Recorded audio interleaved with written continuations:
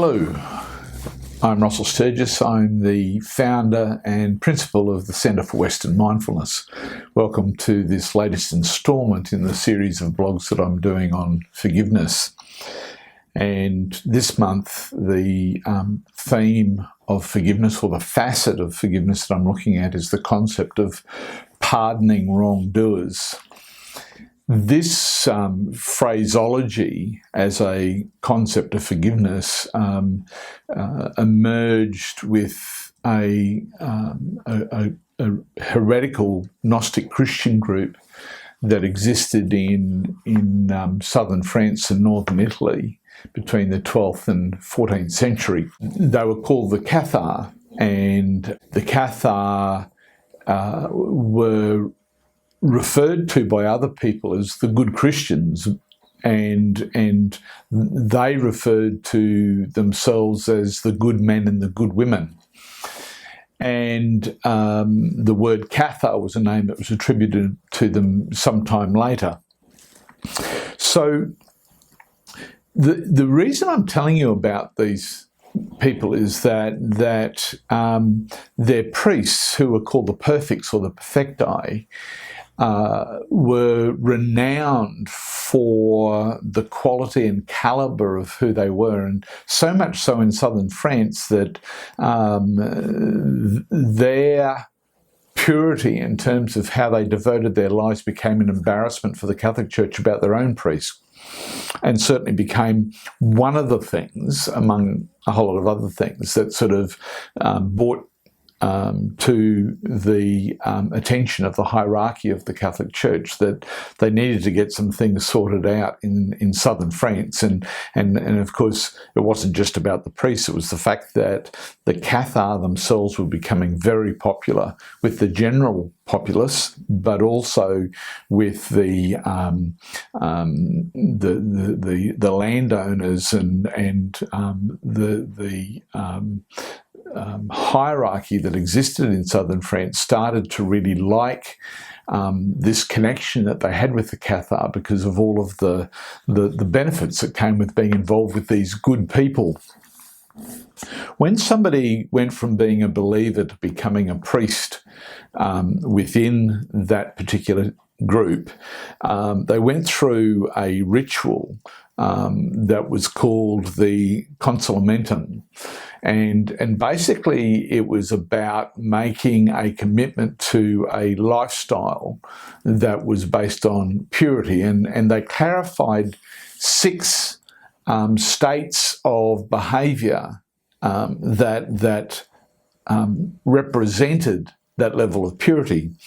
And of course, these reflected a whole lot of the things that were being taught in the Sermon on the Mount: loving your enemies, praying for those who make false accusations, offering the other cheek to a smiter, giving up one's mantle to someone who demanded your tunic, neither judging nor condemning, and then finally pardoning wrongdoers. Of course, these were all different facets of forgiveness, and the core thing that they subscribed to was what was being taught in the Lord's Prayer. And in fact, this was a very important part of the ritual, was reciting the Lord's Prayer. And it's about, and a big part or a very weighty part of that is about this concept of forgiveness. Forgive us our trespasses as we forgive those who trespass against us. And so this was a very significant part of how these people turned up in the world.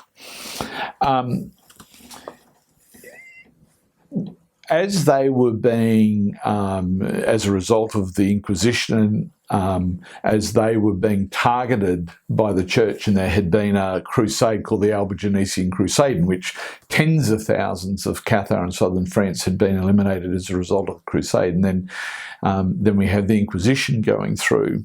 And in the transition from that period, from the Crusades to the Inquisition, there was one last stronghold in southern France that they hadn't been able to finally clear out, and this was in Montségur, and there were about 400 Cathar held up within this stronghold up in the top of a mountain.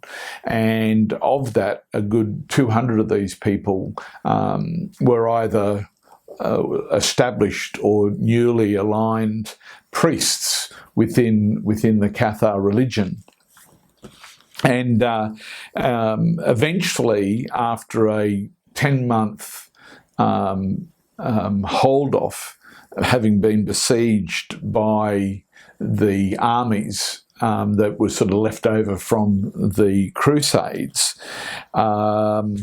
they basically gave up, and the ultimatum that was put before them was that they renounced their involvement with Catharism and became Catholics, or they'd be burned at the stake. And of course, the 200 perfecti, their priests, their perfects that were there, didn't deny their beliefs. It is said that the other 200 people did, and probably were encouraged to do so in order to go to safety, but the 200 priests were gathered into a corral and were burnt alive. Now, it seems kind of bizarre that you could have 200 people allow themselves to be burnt, but this was about their level of non-resistance to evil that they were devoted to, and that they were totally committed to not resisting evil, and so therefore pardoning wrongdoers, which would have been what was going on here, and loving their enemies, and all of these attributes that just about seem nigh impossible for us to even sort of entertain, even to a lesser degree. They took this to heart, which allowed them to be put into this position where there was no resistance to them being corralled and being burnt as a result of the way in which the church and the Crusaders in this instance were prepared to deal with them. And so this concept of pardoning wrongdoers is really quite significant when we look at the example that was set by these people. But they were committed to purity, and of course the word cathar and catharsis have a similar root, and it's about purification, and so forgiveness is part of the mechanism for purification. So it may be that level of non-resistance, of course, became the catalyst for why the religion itself expired at the hands of the Catholic Church, because of the non-resistance that went on as a result of the ethnic cleansing that took place by the Church at that time. So, forgiving wrongdoers, I write about the fact that we have wrongdoers which, right now at this particular time while I'm recording this video, we've got the war between Russia and the Ukraine that's taking place, and there's wrongdoers involved with that, and we can look at all sorts of things that are going on around. We've had people go in and kill children in schools, and of course that's happening all over the world, that type of thing. So we see wrongdoers everywhere in our society and throughout our world, and it's very hard to forgive these people. And yet, what is being asked within this level of spiritual awareness, this entitlement to enlightenment, or being able to enter the kingdom of heaven, as the Christians would refer to, require this level of being able to forgive wrongdoers. There's a really lovely story told or written about by Anthony DeMello in his book, The Song of the Bird, and it's about a Zen master. I just want to read this to you. A girl in a fishing village became an unwed mother, and after several beatings finally revealed who the father of the child was. The Zen master living on the outskirts of the village. The villagers trooped into the master's house, rudely disturbed his meditation, denounced him as a hypocrite and told him to keep the baby. All the master said was, "Very well, very well." He picked up the baby and made arrangements for a woman in the village to feed and clothe and look after it at his expense. The master's name was ruined and his disciples all abandoned him. When this had gone on for a year, the girl who had borne the child could stand it no longer and finally confessed that she had lied. The father of the child was the boy next door. The villagers were most contrite. They prostrated themselves at the feet of the master to beg his pardon and to ask for the child back. The master returned the child, and all the master said was, "Very well, very well." Very well was the Zen master's way of pardoning the wrongdoers. In the case of the young woman in the first instance, and in the case of the villagers in the second instance. It's of note that the monk didn't seek retribution for what had occurred. He took pardoning a wrongdoer to the next level. He may have been well justified in compensation for the costs of having paid somebody to look after that baby for that year. But instead, all he said when he was vindicated was, "Very well, very well." That said, even when he was first accused, that's all he said, was "very well, very well." This is the perfect example of what was being taught in the Sermon of the Mount when it reads, "Resist not evil." Now, I know that this sort of has a very strong religious undertone in terms of referring to the Sermon on the Mount and the teachings of Jesus, talking about a Zen master. But in terms of the whole idea of being able to diminish suffering in our life, whether that's the remedy, whether it's religious or otherwise, peace is the opposite state to suffering. Inner peace is the opposite state to suffering. And basically, what we're being taught through these Beatitudes and what we're being taught in this act of mercy, these facets of forgiveness, is that we can sustain our inner peace when we apply forgiveness or mercy to these things that go on within our experience, when we're able to say, "Very well, very well." And so it becomes a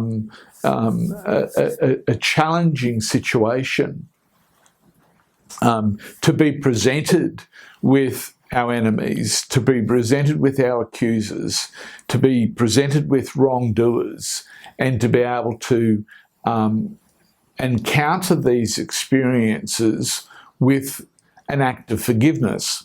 A Course in Miracles has a really interesting saying. It says, if peace is your priority, and remember, peace is the opposite to suffering, and I'm sure we would all love to have more inner peace, but it says that if peace is your priority, then forgiveness is your only function.